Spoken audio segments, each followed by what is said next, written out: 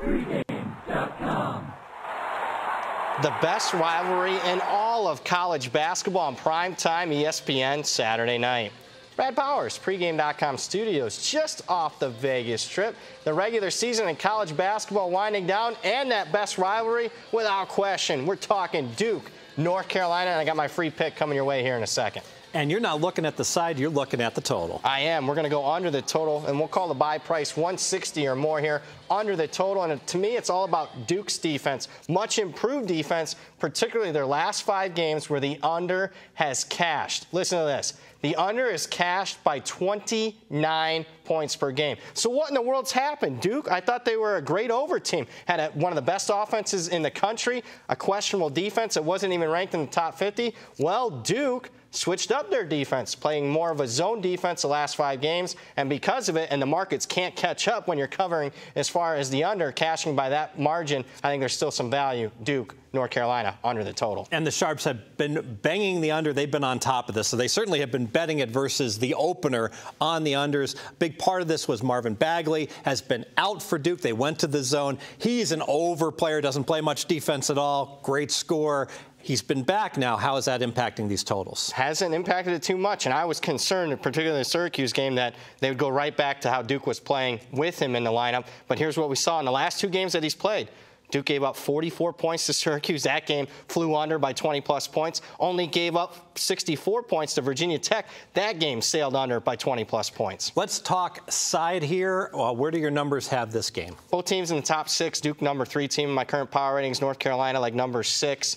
Obviously, Duke on a neutral will be a couple points better. Factor in the home court advantage. I'm guessing this line will be right around 6. I got to tell you, in terms of the total on the first half, I love the first half over. I always bet Duke, North Carolina first halves to go over because what seems to happen each and every game is that both teams want to run. And Roy Williams has come out and said, I want to increase the pace for my team and run more. They roll the ball out, and for at least 20 minutes, up and down the court they go. And it's something that I've seen with my own eyes happen for years. Yeah, and moving up and down the floor didn't work out so well for North Carolina in their last game against Miami. Played in the upper 80s, low 90s. But you're right. Duke, North Carolina, the first matchup. Let's talk about it. They were running up and down the floor. Fun and gun game. I think it was 49-45 at halftime. You easily cashed your over bet in the first half. However, the second half, basically the air taken out of the balloon, only 66 points scored in that one. And if you were betting the full game under, you'd have cashed by 8 points. Yeah, and Duke is one of those teams that model of the second half being 9 points higher scoring than the first half often does not work. Coach K often finds reasons to slow the pace in the second half. Your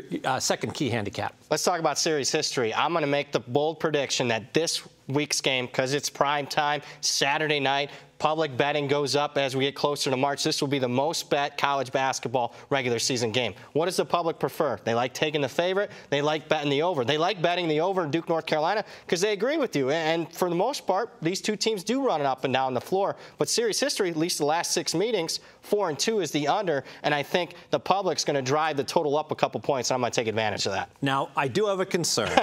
Another concern in that if you played the first game under, I think it was 166, you went ahead and you went under in that game, but it was at 142 points with 7 minutes and 20 seconds left. They were on pace for 179. You got a miracle to cash your under, and now you're tempting fate to come back in on the under again. Yeah, and this is why this is a free pick and not a best bet.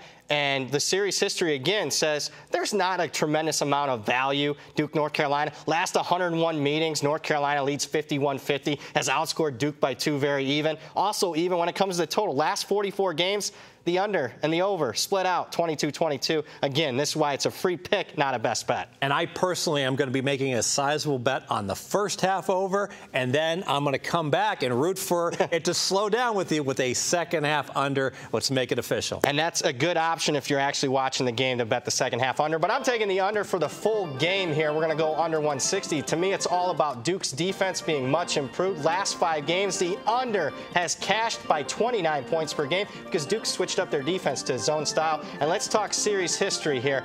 I project the public betting will be more on this game than any other college basketball regular season game, and they're going to want to bet the over. To me, that creates value on the under, which has cashed for the last 6 meetings.